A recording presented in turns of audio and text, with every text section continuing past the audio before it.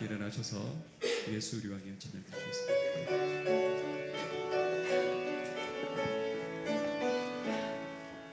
예수 우리 왕이여 이곳에 오셔서 보좌로 주여 임하사 찬양을 받아 주소서. 주님을 찬양하오니 주님을 경배하오니 왕이신 예수여 오셔서 좌정하사 다스리소서. 하나님은 영이시니 예배하는 자가 영과 진리로 예배할지니라. 아멘.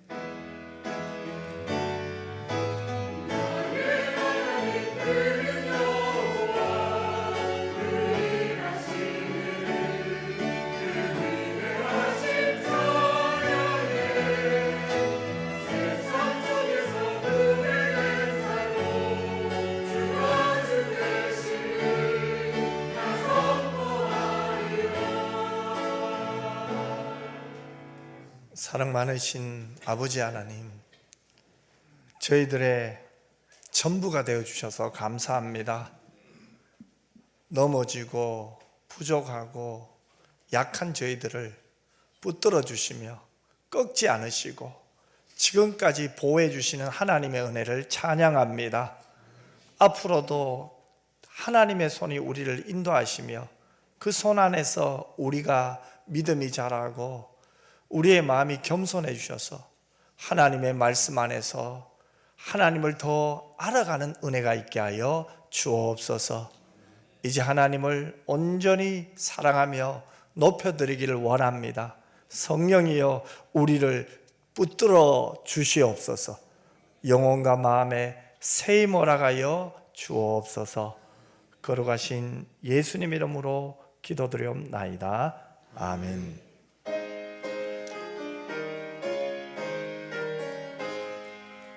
만복의 근원 하나님 온 백성 찬송 드리고 조천사여 찬송하세. 찬송 성부 성자 성령 아멘. 하나님이여 나를 지켜 주소서. 내가 주께 피하나이다. 내가 여호와께 아뢰되 주는 나의 주님이시오니 주밖에는 나의 복이 없다 하였나이다. 땅에 있는 성도들은 존귀한 자들이니 나의 모든 즐거움이 그들에게 있도다. 다른 신에게 예물을 드리는 자는 괴로움이 더할 것이다. 나는 그들이 드리는 피의 전제를 드리지 아니하며 내 입술로 그 이름도 부르지 아니하리로다. 여호와는 나의 산업과 나의 잔의 소득이시니 나의 분깃을 지키시나이다. 내게 줄로 세워준 구역은 아름다운 곳에 있으며 나의 기업이 실로 아름답도다. 나를 훈계하신 여호와를 송축할지라. 밤마다 내 양심이 나를 교훈하도다. 내가 여호와를 항상 내 앞에 모심이여 그가 나의 오른쪽에 계심으로 내가 흔들리지 아니하리로다. 아멘. 전능하사 천지를 만드신 하나님 아버지를 내가 믿사오며 그 외아들 우리 주 예수 그리스도를 믿사오니 이는 성령으로 잉태하사 동정녀 마리아에게 나시고 본디오 빌라도에게 고난을 받으사 십자가에 못 박혀 죽으시고 장사한 지 사흘 만에 죽은 자 가운데서 다시 살아나시며 하늘에 오르사 전능하신 하나님 우편에 앉아 계시다가 저리로서 산자와 죽은 자를 심판하러 오시리라. 성령을 믿사오며 거룩한 공예와 성도가 서로 교통하는 것과 죄를 사하여 주시는 것과 몸이 다시 사는 것과 영원히 사는 것을 믿사옵나이다. 아멘.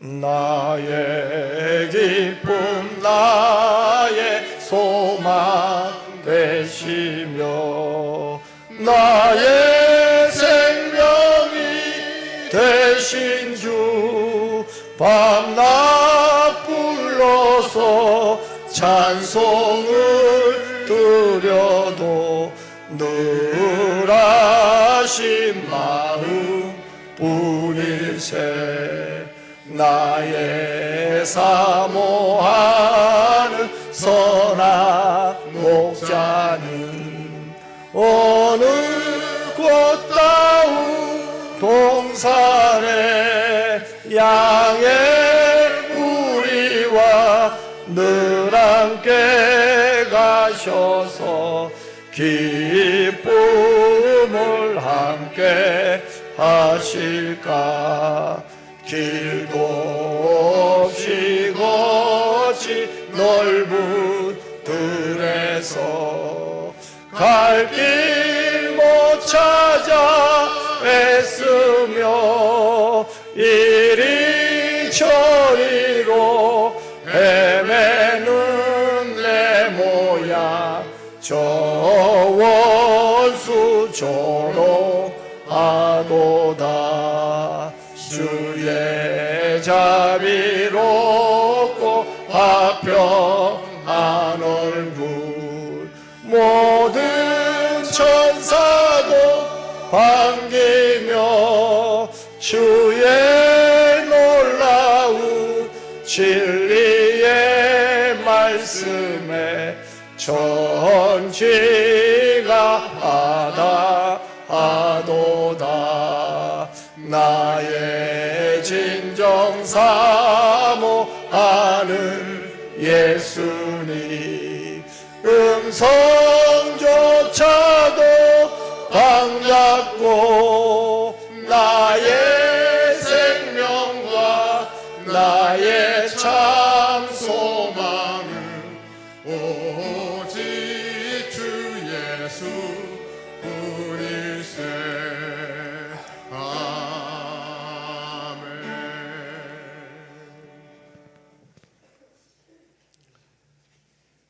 우리가 약할 때 강함 주시고 슬플 때 위로해 주시고 고민이 있을 때 해결할 수 있도록 도와주신 삼위일체 하나님 아버지 감사를 드립니다. 이 거룩한 주일 저희들을 주님 전에 불러주셔서 성도님들과 함께 예배드리게 하시니 감사를 드립니다. 주님께서 허락하신 이 귀한 예배 시간이 그저 형식적인 자리가 되지 않게 하시고 온 마음과 정성을 다해 주님께 나아가는 참된 예배 자리가 되게 하여 주시옵소서. 지난 주간도 알고 지은 죄, 모르고 지은 죄와 허물을 용서하여 주시고 다시금 믿음의 길로 나아갈 수 있도록 인도하여 주시옵소서. 우리의 삶 속에서 주님의 뜻을 깊이 깨닫게 하시고 주님께서 원하시는 거룩한 삶을 살아갈 수 있도록 도와주시옵소서. 우리 주변에서 일어나는 여러 가지 위험 속에서도 믿음을 잃지 않게 하시며 소망 가운데 감사와 기쁨과 사랑으로 승리하게 하시고 거룩한 그리스도인의 삶을 살아갈 수 있도록 도와주시옵소서. 하나님 아버지, 세상에는 많은 일들이 일어납니다. 말세의 때에 일어나는 징조들이 여기저기서 일어나는 것 같습니다. 전쟁과 재난이 일어나고 기근과 지진이 일어나고 거짓 그리스도와 거짓 선지자가 일어나 사람들을 미혹하는 것 같습니다. 이럴 때일수록 정신 바짝 차리고 기도하며 하나님을 잘 섬기며 말씀을 전하는 일에 게을리 하지 않게 하시고 하나님 나라의 확장과 헌신에 노력하며 우리에게 주어진 사명과 비전을 위해 마음과 힘을 다하는 성도들이 다 될 수 있도록 도와주시옵소서. 우리 온평교회를 주님의 복음을 전하는 도구로 삼아 주시고 성도들 간의 사랑과 섬김이 넘치는 공동체가 되게 하여 주시옵소서. 주님의 뜻 안에서 교회가 세운 계획대로 성장하게 하시고 모든 성도들이 믿음 안에서 하나 되어 서로 사랑하고 섬기며 단합되는 모습을 볼 수 있도록 도와주시옵소서. 각 전도회와 기간마다 모이기를 힘쓰며 전도와 선교의 최선을 다할 수 있도록 도와주시옵소서. 어려움을 겪고 있는 교우들에게 주님의 따뜻한 위로와 힘을 더하여 주시고 주님의 평강으로 채워 주시옵소서.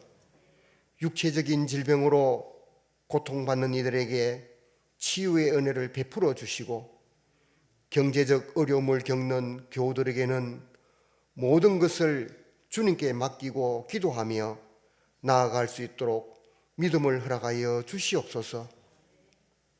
이번 달에 있을 중직자 정선을 위해 기도합니다.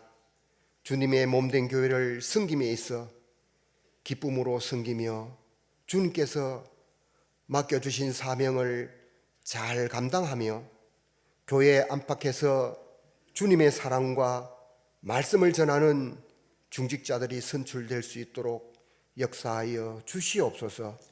우리나라를 위해 기도합니다. 주님께서 대한민국을 붙들어 주시고 정치 지도자들에게 지혜와 공의를 더하여 주셔서 이 땅에 정의롭고 평화로운 나라가 되게 도와주시옵소서. 분열과 다툼이 아닌 화합과 협력이 이루어지게 하시고 특별히 경제적 어려움과 사회적 갈등 속에서도 주님의 사랑과 복음이 임하게 하여 주시옵소서. 오늘 단위에 세워주신 담임 목사님 성령의 능력으로 붙들어 주시고 전하시는 말씀으로 인해 우리의 심령이 새롭게 되며 말씀을 듣는 모든 성도가 은혜를 경험하는 시간이 되게 하여 주시옵소서. 오늘 또 예배를 위해 섬기는 모든 손길들 주님께서 기억하여 주시고 그들의 수고가 하늘나라의 귀한 상급으로 기록되게 하여 주시옵소서. 이 예배를 통해 오직 주님만이 높임을 받으시길 원하오며 예수 그리스도 이름으로 기도하옵나이다. 아멘.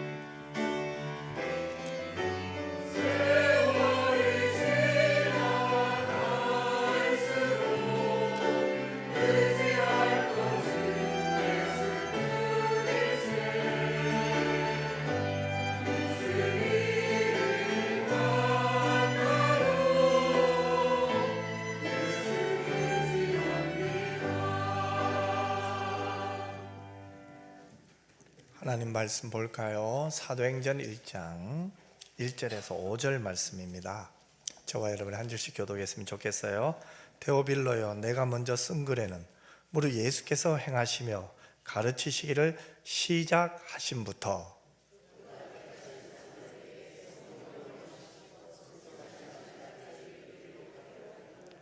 그가 고난받으신 후에 또한 그들에게 확실한 많은 증거로 친히 살아계심을 나타내사 40일 동안 그들에게 보이시며 하나님 나라의 일을 말씀하시니라.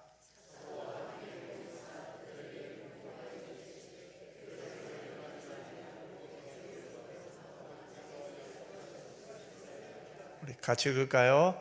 요한은 물로 세례를 베풀었으나 너희는 몇 발이 못되어 성령으로 세례를 받으리라 하셨느니라. 아멘. 하나님 앞에 정성껏 드린 헌금을 봉헌하겠습니다.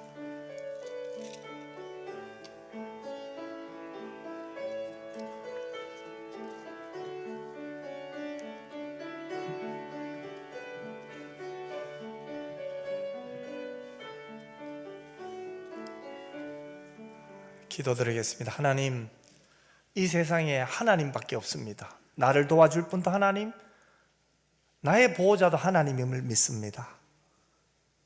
우리의 눈과 우리의 모든 관심이 하나님께 집중되게 하시고 하나님으로부터 오는 영적 부유함을 누리는 우리 모든 교우들 되게 하여 주옵소서.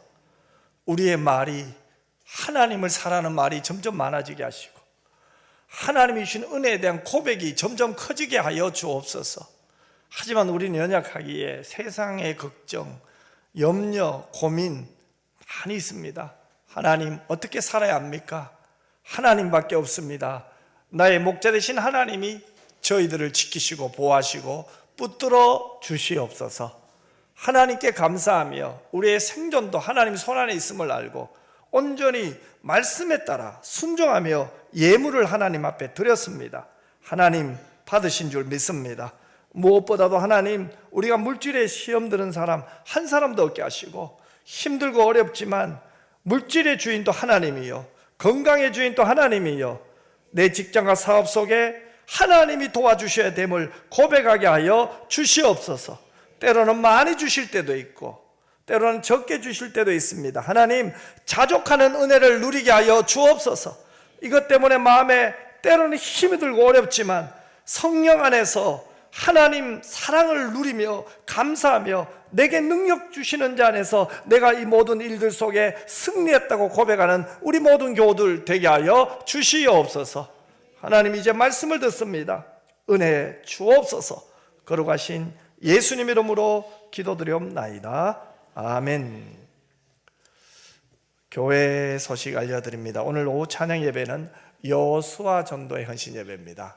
진량제일교회 김종원 목사님 오셔서 말씀 전할 때 우리 큰 은혜 받읍시다. 특별히 우리 오후에 우리 여호수아 전도의 헌신 예배인데 우리 모두 다 은혜 받고 특별히 우리 여호수아 전도대를 위해서 좀 기도하고 또 그런 시간이 되었으면 좋겠습니다. 2부 예배 후에는 전도의 정기 원례가 있고요. 또 금요기도에 계속 기도해 주시고요. 우리 일꾼을 위한 기도, 장리 집사 또 근사 증사를 하려 갑니다.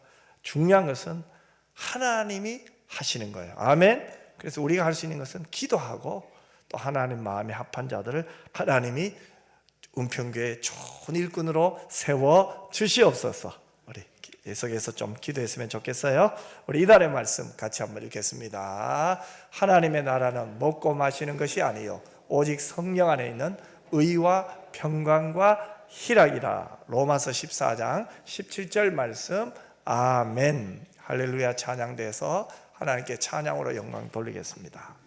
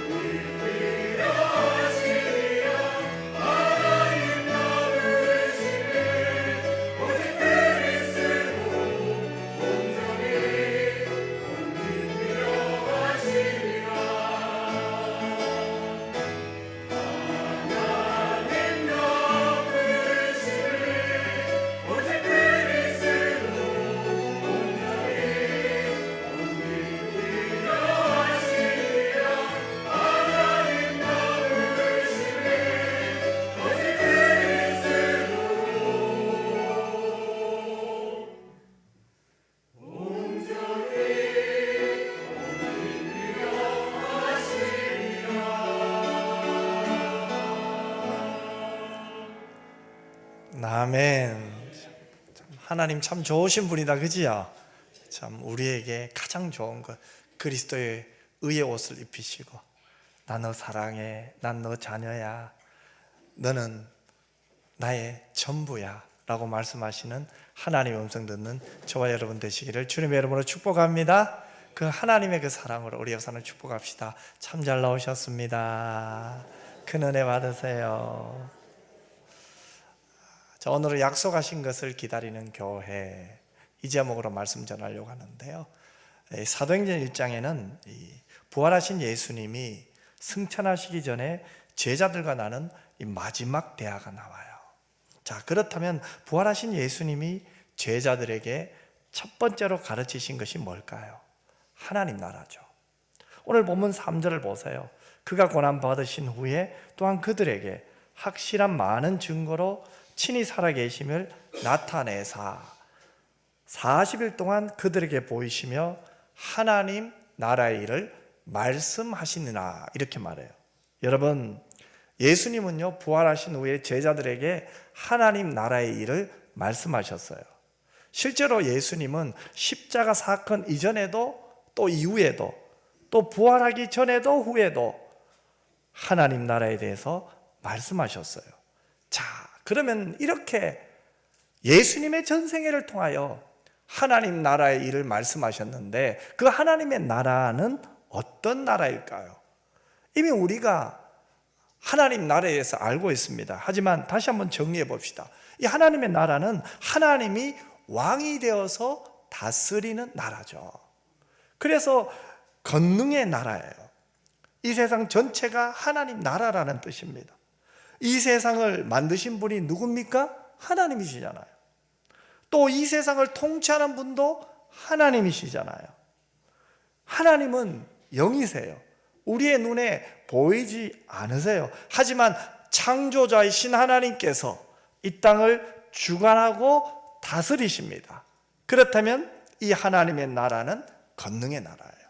두 번째로 이 하나님의 나라는 은혜의 나라죠. 여러분, 저와 여러분은 죄로 말미암아 죽었던 자들이에요. 우리 힘으로 이 죄를 해결할 수가 없어요. 하지만 하나님께서 범죄한 우리를 위해서 어떻게 하셨습니까? 독생자 예수 그리스도를 이 땅에 보내주셨잖아요. 그래서 예수 그리스도를 유일한 구원자임을 믿는 우리들이 하나님의 자녀가 된 거죠. 하나님의 백성이 되었어요. 여러분, 우리에게 하나님 나라가 임했다는 것은 무엇을 말합니까? 전적인 하나님의 은혜라는 거예요. 그렇기 때문에 우리 안에 있는 하나님의 나라는 은혜의 나라죠. 그런데 이 은혜의 나라는 가만히 있는 게 아니에요. 점점 확장되어 나가요. 그러면 이 은혜의 나라가 어떻게 확장되어 나갈까요? 바로 우리가 예수 그리스도를 전하고 우리가 전한 그 사람이 예수 그리스도를 믿게 될 때 내 안에 있는 은혜의 나라 하나님 나라가 그분에게도 함께 할 때 하나님 나라가 확장되는 거죠. 그래서 우리 교회가 올 한해 하나님 나라 확장과 성숙을 위하여 순종해야 될 목표가 하나 있죠. 그것은 바로 한 사람이 한 사람에게 복음을 전하는 거예요. 이것은 바로 하나님 나라를 확장하는 거죠. 세 번째로는 영광의 나라예요. 자, 영광의 나라는 예수님의 재림 때 이루어지는 나라예요.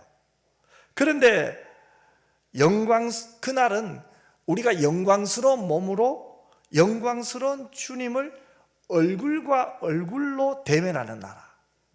그날은 너무 큰 영광이겠죠. 지금의 몸이 아니에요. 우리도 부활의 몸으로 주님을 만나는 날이에요. 영광의 몸으로 영광의 주님을 만나는 그날이 바로 영광의 나라입니다. 여러분, 하나님 나라는 하나님의 다스림을 말하는데 예수님께서 초림하셔서 재림하시기 전까지, 그까지가 복음을 전하는 기간이죠. 초림하셔서 재림하시는 그날까지 말세라고 해요. 그런데 말세에는 성령으로 하나님께서 직접 복음의 역사를 간섭하시는 기간이에요. 그때 복음 전하는 일이 바로 하나님 나라의 일입니다. 그래서 오늘 본문 3절에서 예수님이 말씀하시는 하나님의 나라의 일을 크게 말하면 하나는 뭘까요? 성령 받는 거예요. 또 하나는 복음을 전해서 제자 삼는 거예요. 그런데 이 하나님의 나라의 일을 예수님께서 사도들에게 이건 너무 중요하잖아, 이건 내가 승천하고 난 후에 너희들이 해야 될 사명 아니야, 빨리 준비해서 빨리 나가, 그렇게 말씀하지 않으셨어요. 오히려 예수님은 약속하신 것을 기다리라고 했어요. 4절에 나오죠. 우리 4절 말씀을 같이 한번 읽겠습니다. 사도와 함께 모이사 그들에게 분부하여 이르시되 예루살렘을 떠나지 말고 내게서 들은 바 아버지께서 약속하신 것을 기다리라. 여러분, 하나님이 약속하신 것을 기다리라고 했죠. 그러면 하나님이 약속하신 것을 받기 위해서는 어떻게 됩니까? 기다려야 되죠.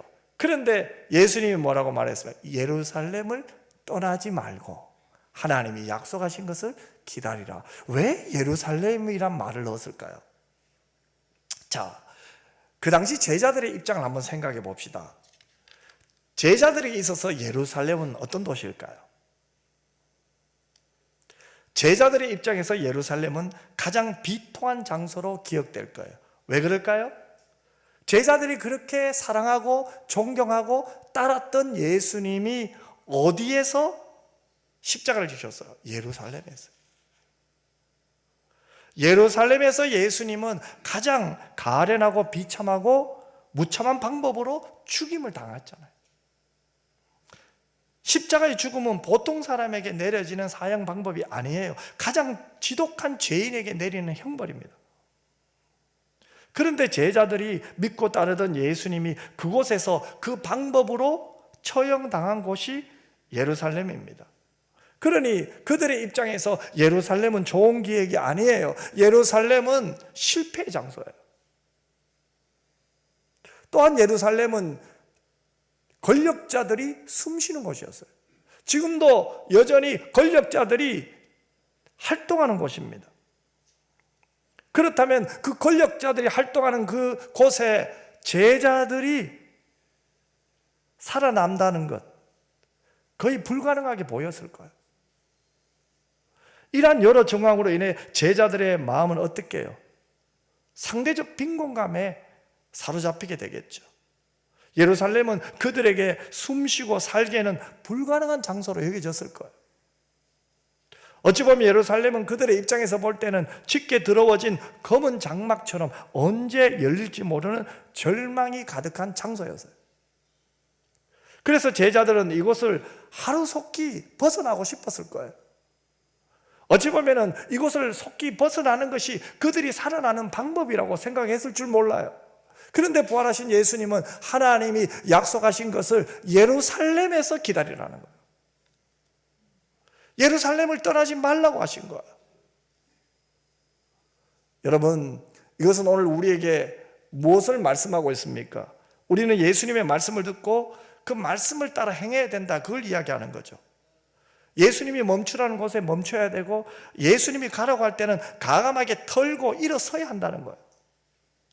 예수님께서 제자들에게 예루살렘을 떠나지 말라고 하셨다면 제자들의 입장에서 볼 때, 인간적인 입장에서 볼 때는 절망적인 소식입니다.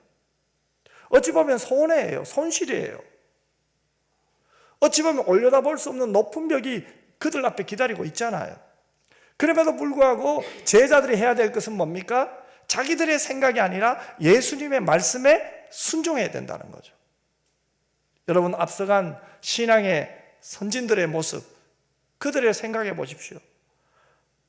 그들은 예수님의 말씀이 자기가 처한 상황 가운데 그 말씀에 순종하기 어렵다 할지라도 그들은 끝까지 주님의 말씀을 붙들었습니다. 그중 대표적으로 구약에 보면 모세가 나와요. 여러분, 모세는 하나님이 함께한 사람이에요.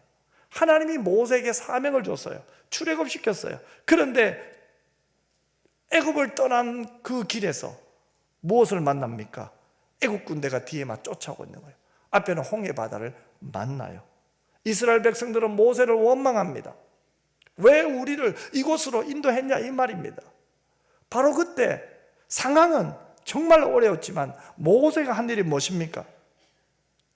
가만히 서서 여호와의 구원하심을 기다렸습니다. 가만히 서서 여호와의 구원하심을 보라고 하신 말씀을 믿고 기다렸다는 거예요. 무엇을 믿었습니까? 하나님의 말씀을 믿은 거죠. 이것이 중요한 거예요. 그리고는 그 믿음의 행동으로 말씀에 따라서 지팡이를 바다를 향해 내밀었습니다. 지팡이를 바다를 향해 내민다는 것, 그것이 뭐가 그렇게 특별하겠습니까? 그러나 하나님의 말씀을 믿고 순종한 모세에게 어떤 일이 일어났습니까? 홍해 바다가 갈라지고 이스라엘 자손이 홍해 바다를 건너게 되었지 않습니까? 여러분, 우리는 앞에 어떤 어려움이 있더라도 주님의 말씀이 중요한 거예요.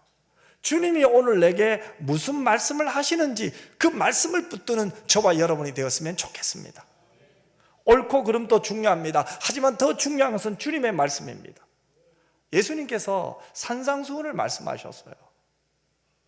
그런데 산상수훈의 말씀을 들여다보세요. 예수님의 말씀은 우리의 생각과 다를 때가 많아요. 우리가 받은 교육과 다를 때도 많아요. 우리의 경험과 다를 때도 많아요. 오른밤을 되면은 왼밤까지 되라는 거예요.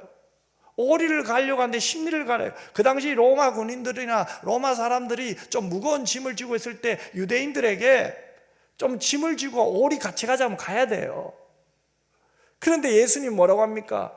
십리까지 가란 말은 뭐예요?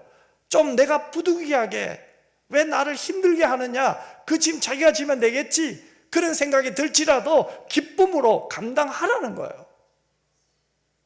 내 생각과 틀릴 수 있어요. 내가 경험한 것과 다를 수 있어요. 하지만 우리에게 오늘 중요한 것은 뭐예요? 예루살렘을 떠나지 말라는 주님의 말씀을 기억하면서 주님의 말씀대로 순종하시는 저와 여러분 되었으면 좋겠습니다. 여러분, 이것이 바로 성숙한 신앙인의 자세입니다. 여러분, 주님이 우리의 보호자신데, 주님이 우리 편이신데, 주님이 그렇게 말씀하셨다면 우리가 모르는 주님의 뜻이 있을 거 아니에요. 우리의 생각으로 다 알 수 없는 주님의 마음이 있을 거 아니에요. 그래서 우리는 가시덤불 속에서도 이 주님의 마음을 믿고 이해하지 못했더라도 순종하는 자세가 중요하다는 거예요. 여러분, 다 알고 순종하지 못하잖아요. 우리가 하나님을 우리의 좁은 생각으로 작은 머리로 어떻게 다 알 수 있겠습니까? 어떤 분은 말해, 알아야 순종하지. 여러분, 믿음이라는 것은 우리가 알고 믿은 게 아니에요. 하나님을 만나고 믿은 게 아니에요. 우리가 하나님을 믿은 것은요, 하나님이 은혜를 주셨기 때문에 믿어진 거예요. 그리고 그 믿음 안에는 하나님의 영이신 하나님이 나의 전부요, 나의 보호자요, 나의 모든 것임을 고백하는 거예요. 여러분, 믿음의 선진들은 바로 이렇게 살았어요. 사도 바울을 보세요. 환난 중에 그가 즐거워했어요. 환난은 인내를, 인내는 연단을, 연단은 소망을 이뤄낸다고 고백하고 있어요. 어떻게 그런 고백이 나왔습니까?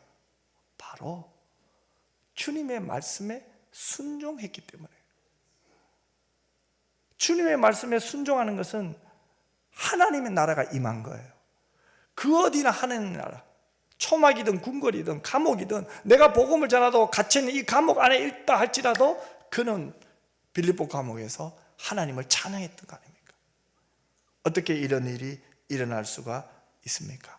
바로 하나님의 말씀을 믿었기 때문에, 주님의 말씀을 믿었기 때문에, 순종했기 때문에 찬송이 나온 거고 기도가 나온 겁니다.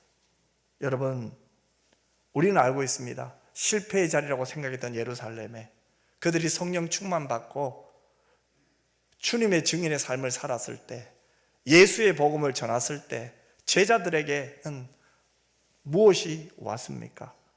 고난이 왔습니다. 붙들렸습니다. 매를 맞았습니다. 그러나 매를 맞고 붙들리는 그러한 상황 속에서도 제자들은 뭐라고 고백합니까? 예수 때문에 능력받는 것을 오히려 기쁨으로 여겼더라. 예수님 때문에 고난받는 것을 오히려 기쁨으로 여겼던 거예요. 어떻게 그들이 이렇게 변했습니까? 예수님의 말씀에 순종했기 때문에. 예루살렘을 떠나지 않고 성령 충만함을 받았기 때문에 가능한 아닌가. 여러분, 제자들에게 예루살렘은 두려운 장소였어요. 예수님이 십자가에 못 박히신 곳입니다. 자신들 또한 핍박을 받을 위험이 있는 곳입니다. 그러나 예수님은 예루살렘을 떠나지 말라고 말씀하셨습니다. 이것은 하나님의 때를 기다리라는 의미이며 가장 두려운 장소에서도 하나님을 붙들라는 의미예요. 그리고 또 뭐라고 말씀하고 있습니까? 예수님께서는 그들에게 아버지께서 약속하신 것을 기다리라고 말씀했어요. 그것은 성령께서 강림하실 그날을 기다리라는 의미를 지니고 있어요. 이것은 바로 성령을 충만하게 하신다는 약속입니다. 성령을 충만하게 주실 약속이래요. 여기서 중요한 것은 뭐예요? 기다리라는 거예요. 왜 예수님은 즉시 전도하지 않고 성령을 기다리라고 말씀했을까요? 인간적인 힘이 아니라 성령의 능력으로 하라는 거예요. 제자들은 이미 예수님과 함께 3년 동안 훈련을 받았어요. 여러분, 3년이 짧은 시간이 아닙니다. 예수님과 함께 먹었어요. 예수님과 함께 잤어요. 예수님의 능력을 수없이 봤어요. 제자들의 입장에서는 이미 많은 훈련을 받고 예수님께 교육을 받았어요. 그뿐만 아닙니다. 부활하신 예수님을 지금 만났어요. 죄와 사망의 권세를 이기고 승리하신 예수님을 만났어요.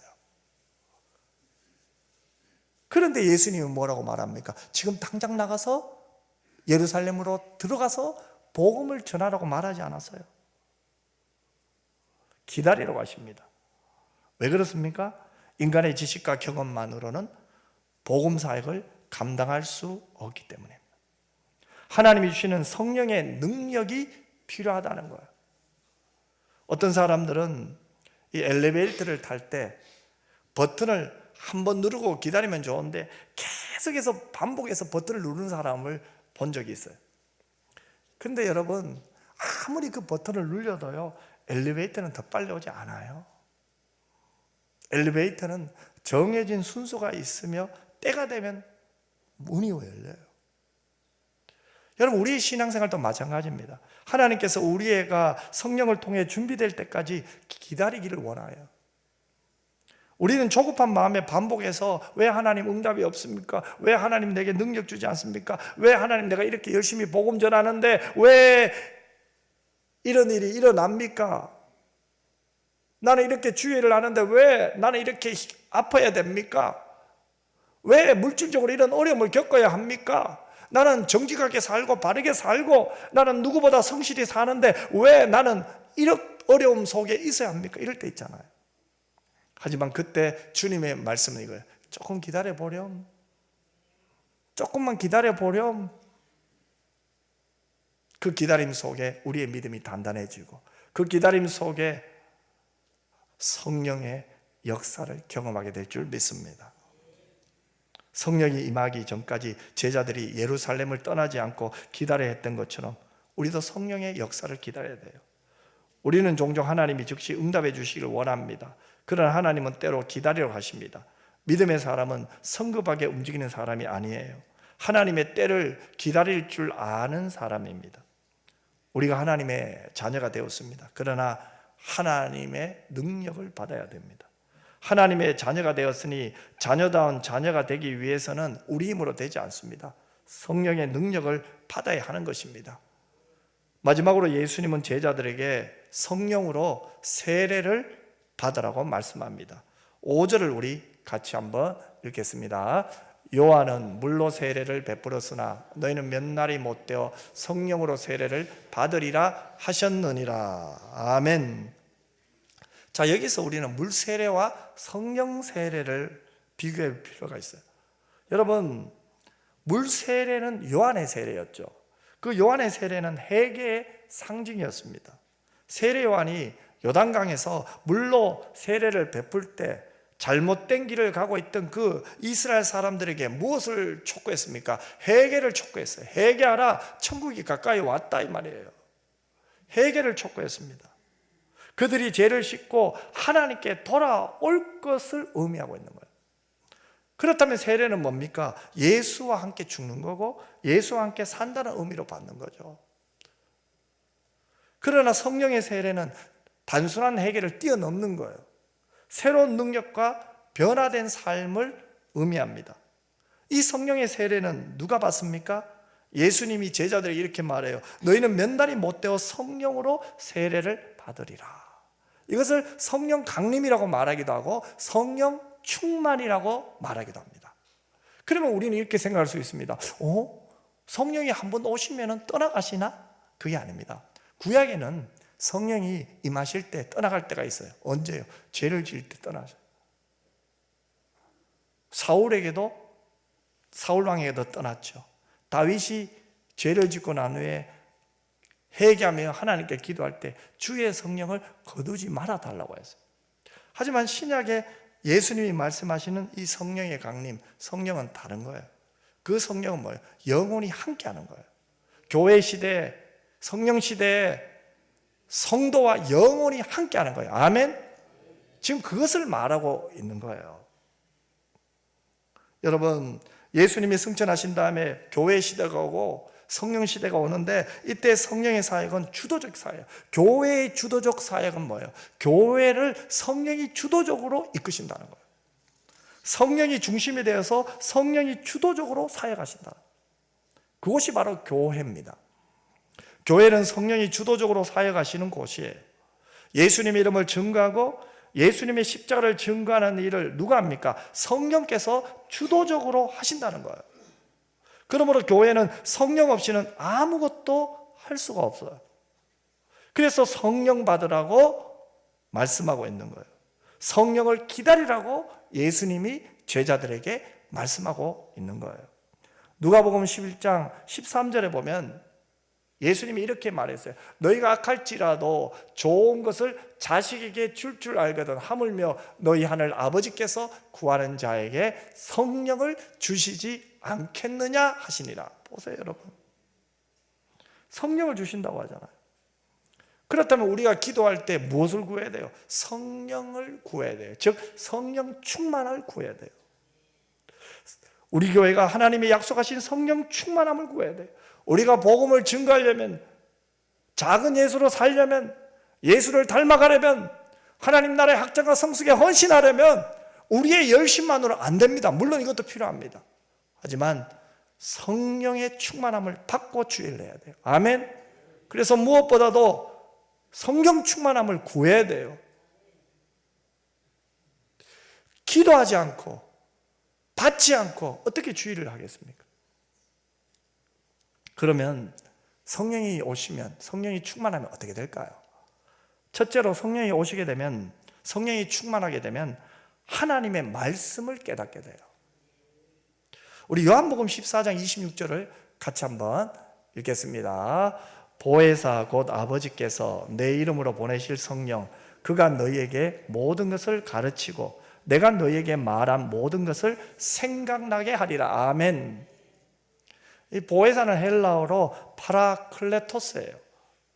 이 말은 합성어예요. 곁에라는 단어와 부르라는 단어의 합성어거든요. 그러면 곁으로 부름받은 자라는 뜻이 되잖아요. 그럼 성령은 어떤 분이에요? 우리 곁에서 우리를 보호하고 우리에게 은혜를 베풀고 돕고 가르치는 존재가 성령이라는 거예요. 우리 곁에서 우리와 함께 하셔서 우리를 돕고 가르치고 치유하시고 인도하시는 분이 성령이라는 거예요. 그러면 성령은 언제나 우리와 함께 머무실 분이에요. 예수의 이름으로 오는 성령은 모든 것을 가르치고 주님이 말씀하신 모든 것을 생각나게 하는 역할을 합니다. 그래서 고린도전서 2장 12절에 보면 이렇게 말씀합니다. 우리 같이 한번 읽겠습니다. 우리가 세상의 영을 받지 아니하고 오직 하나님으로부터 온 영을 받았으니 이런 우리로 하여금 하나님께서 우리에게 은혜로 주신 것들을 알게 하려 하심이라. 아멘. 성령께서 하나님이 우리에게 은혜로 주신 것들을 알게 하신다는 거예요. 말씀을 열어 밝힘으로써 예수 그리스도를 증거하는 영이 바로 성령이에요. 그러므로 우리가 성령 충만하면 할수록 그 속에서 누가 보여야 돼요? 무엇이 보여야 돼요? 오직 예수예요. 예수님이 보이고 예수님이 나와야 돼요. 그런데 우리가 이 성령 충만함을 받을 때 예수가 나오고 예수님이 보이고 오직 예수로 충만할 때 오직 예수가 나타나야 되는데 그렇지 못할 때도 종종 있어요. 언제? 교만할 때. 그래서 한동안 이런 이야기도 있잖아요. 내가 한 20일간 금식 기도하고 왔는데, 금식 기도하고 왔는데 누가 보여요? 예수님이 보이지 않고 내가 보이잖아요. 왔는데 내가 밤새도록 기도했는데 누가 보여요? 예수님이 보여요. 나는 밤새도록 기도했는데 너는 뭐하노? 그래서 이건 성령 충만이 아니에요. 내가 충만한 거예요. 그래서 어찌 보면 교회에서 이 성령 충만이나 성령에 대한 이야기를 참 이렇게 많이 하지 않았어요. 하지만 사도행전은 성령의 역사예요. 이 교회에 성령이 주도적으로 역사하시는 거예요. 그래서 저는 성령 이야기를 좀 많이 할 거예요. 사도행전 하면서. 왜냐하면 우리가 주의를 하는데 자꾸 우리는 내가 하려고 해요. 내가 주도적이에요. 내가 많이 알면 되는 줄 아는데 아닙니다. 내가 많은 것을 경험하면 되는 줄 아는데 그것만으로도 부족합니다. 주의 복음을 전하는 것은, 주의 몸된 교회를 섬기는 것은 오직 성령이 하시는 일이에요. 성령이 충만할 때 말씀을 바로 깨닫고 성령이 충만할 때 하나님의 말씀에 바로 순종하게 돼요. 생각과 맞지 않더라도, 내 입장과 조금 다르더라도 주의 말씀이 맞기에 순종할 수 있는 능력이 생기는 거예요. 그것이 성령 충만 아닙니까? 두 번째로 성령은 그에게 속한 모든 백성들이 세상에서 감당할 일을 가르쳐 주세요. 즉 구원받은 자가 해야 할 일을 가르쳐 주세요. 그것을 사명이라고 하잖아요. 바울은 그 사명을 은혜의 복음을 증거하는 일이라고 했습니다. 예수님은 땅끝까지 주님의 증인이 되라고 제자들에게 말씀하셨죠. 어디서부터요? 예루살렘에서부터 온 유대와 사마리아와 땅끝까지. 그래서 예수님이 제자들 보고 예루살렘을 떠나지 말라고 한 거예요. 우리는 흔히 이렇게 말하죠. 내가 있는 곳이 너무 힘들어서 여기는 안 돼. 내가 서 있는 이곳이 너무 토양이 좋지 않아서 여기는 어려워. 영적 토양이 너무 어려워. 이렇게 생각할 수 있어요. 하지만 예수님은 뭐라고 했어요? 너가 있는 그곳이 어렵지만 그곳에서부터 시작해라. 그곳에서부터 복음 전해라. 우리가 원래 할 일이 이거예요. 힘들고 어렵지만 우리 은평교회가 있는 이곳에서부터 시작하십시다. 이곳에서부터 기도하고, 이곳에서부터 사랑하고, 이곳에서부터 섬기고, 이곳에서부터. 그럴 때 어떤 일이 일어나는 줄 아세요?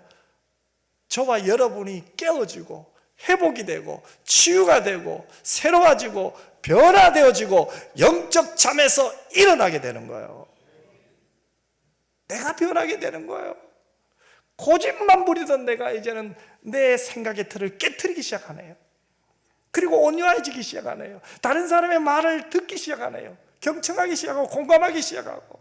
내 주장만 하던 사람이 이제는 어떻게 됩니까? 다른 사람의 입장에 서서 그 사람을 이해하기 시작하네요. 참 많이 힘들었겠네. 참 많이 어려웠겠네. 많이 아팠겠네. 따지기 많은 사람이, 이게 맞고 틀렸다 이런 말 많은 사람이 이제는 어떻게 됩니까? 내가 많이 경솔했네. 나밖에 몰랐네. 누가 그렇게 하십니까? 성령이 그렇게 하신다는 거예요. 언제요? 사명을 감당할 때, 순종할 때, 주의 말씀에 순종할 때 성령이 도와주신다는 거예요. 그래서 나부터예요. 부흥은요, 나로부터 시작돼요. 나부터예요. 나부터.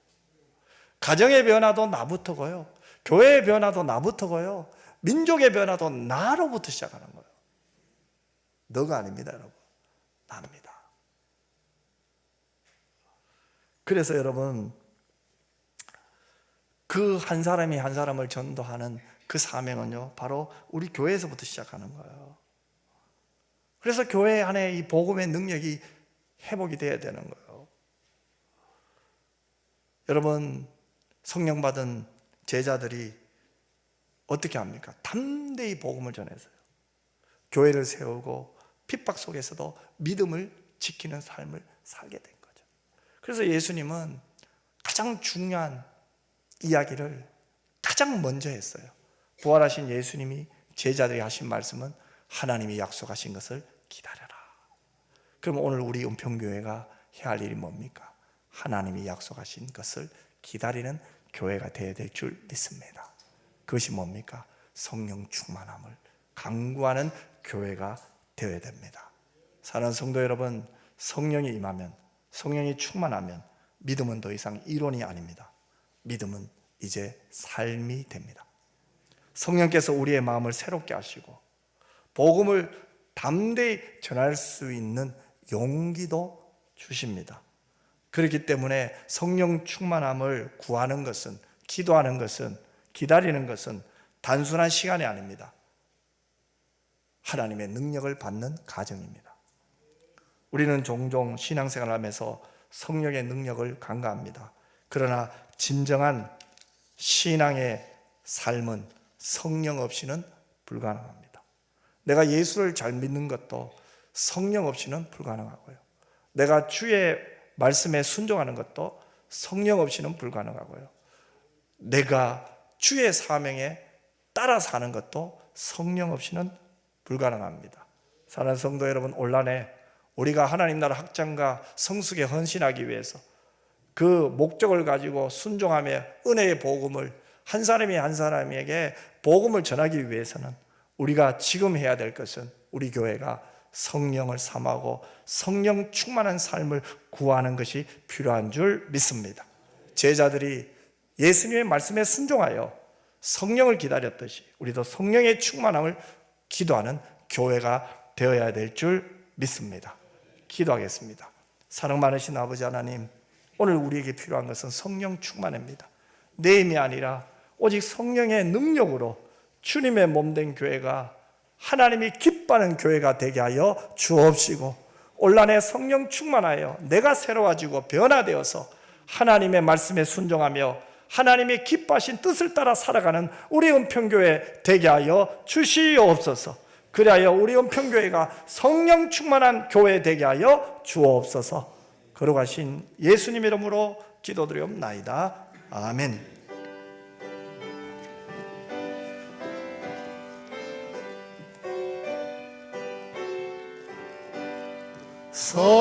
성령이여 강림하사 나를 감화하시고 애통하며 회개하마 충만하게 하소서. 예수여 비오니 나의 기도 들으사 애통하며 회개하마 충만하게 하소서. 성령이여 강림하사 그 신권을 주소서. 원하오니 충만하게 하소서. 예수여 비오니 나의 기도 들으사 애통하며 회개하마 충만하게 하소서.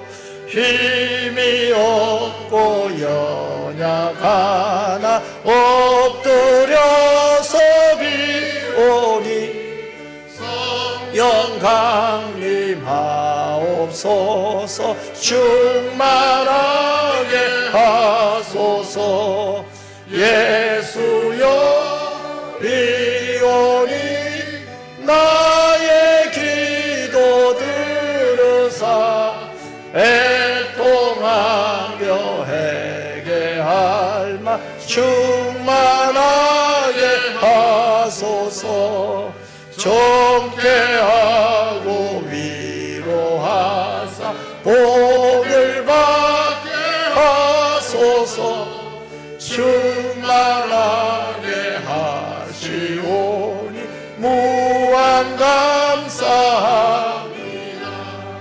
예수여 비오니 나의 기도 들으사 애통하며 회개함마 충만하게 하소서. 아멘.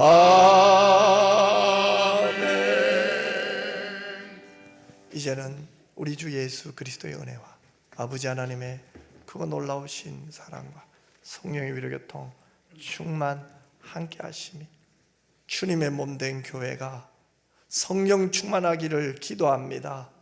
성령이여 우리를 도와 주시옵소서. 하나님이 가장 기뻐한 길로 인도하시고 주님의 명령에 따라서 바로 이곳에서부터 시작하여 땅끝까지 주님의 증인의 삶을 살고자 하오니 성령이여 도와 주시옵소서. 기도하며 간구하며 성령 충만하기를 사모하는 주의 자녀들과 우리 은평교회 위에 이제로부터 영원토록 항상 함께 있을지어다. 아멘.